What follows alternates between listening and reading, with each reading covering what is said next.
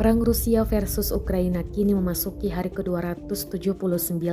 Semakin mencekam, Rusia terus menggencarkan misinya untuk menguasai wilayah Ukraina. Terbaru beredar rekaman yang memperlihatkan serangan artileri Rusia pada posisi pasukan Ukraina. Rekamannya ramai beredar di Telegram pada Senin, 28 November 2022. Dalam keterangan unggahan disebutkan artileri 152 mm Rusia menghantam benteng angkatan bersenjata Ukraina saat menyesuaikan dari helikopter. Pasukan Ukraina di dalam paritnya tampak ketar-ketir melihat serangan artileri yang berdatangan. Tidak dijelaskan jumlah korban yang berjatuhan, termasuk lokasi penyerangan ini.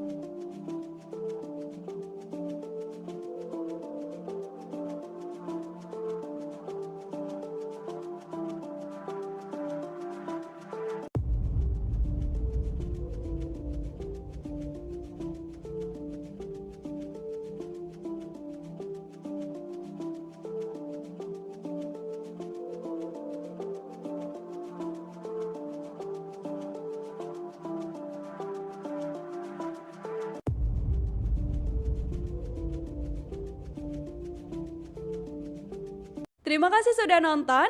Jangan lupa like, subscribe, dan share ya.